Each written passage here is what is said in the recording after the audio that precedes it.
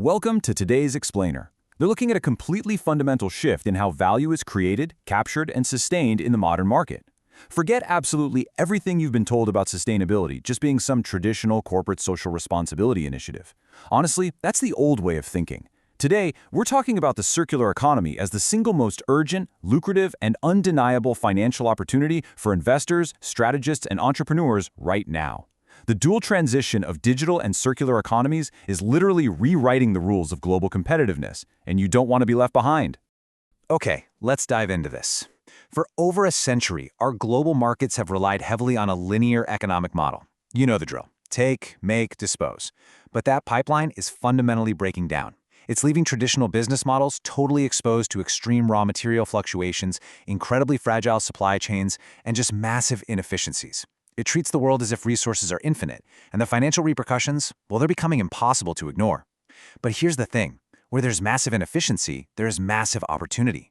So what if the biggest investment opportunity of this entire decade is quite literally hiding right in the trash we're currently discarding?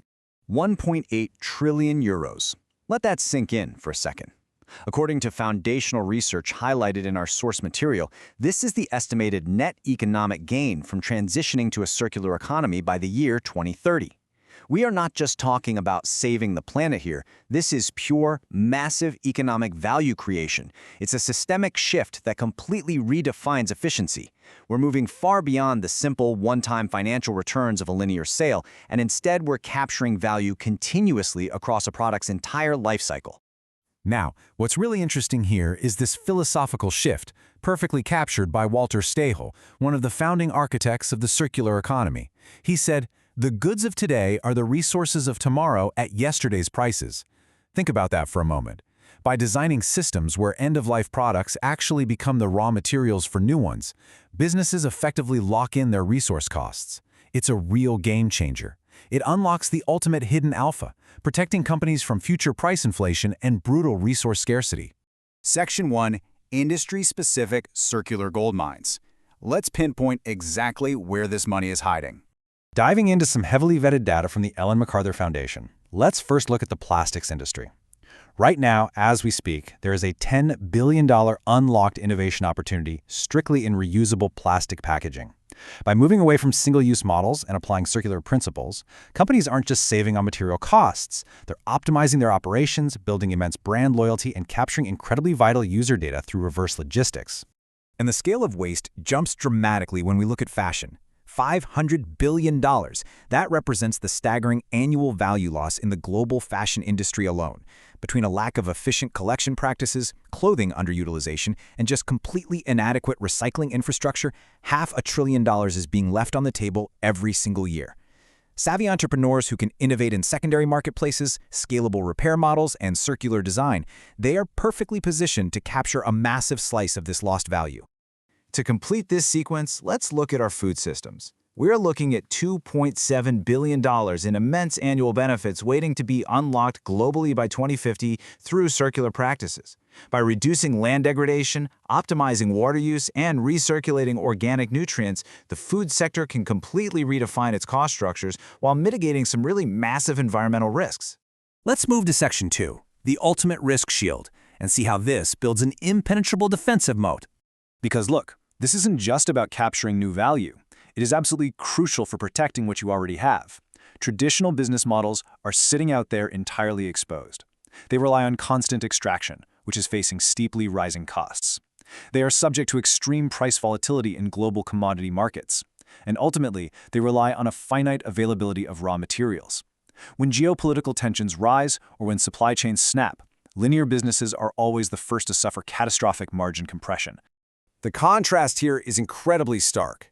The linear economy traps you at fragile supply chains and volatile material prices. The circular economy, on the other hand, acts as a literal shield. By keeping materials in use, you create internalized resource loops. You aren't constantly forced to buy virgin materials on an unpredictable open market. Instead, you're managing a closed-loop stock of your own assets. This drastically cuts out extraction risks and guarantees unprecedented price stability for your bottom line.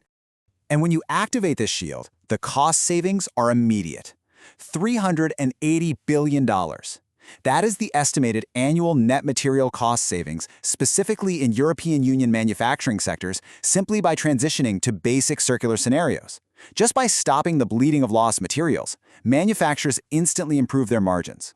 So, the crucial point is this. When we move from basic to advanced circular scenarios, those EU manufacturing savings skyrocket to an incredible $630 billion annually. The deeper you integrate circularity into your design, your operations, and your recovery systems, the more exponentially those savings compound. It's a compounding loop of financial resilience. Section 3. Your circular competitive edge. Let's talk about the digital backbone, executing the dual transition. Here's the reality check. We cannot track, recover, or monetize these resources using old analog systems. To capture this multi-billion-dollar advantage, we need a serious technological backbone.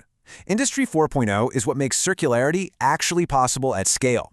Big data platforms, AI, the Internet of Things, blockchain, these digital enablers provide the see-through supply chains we desperately need.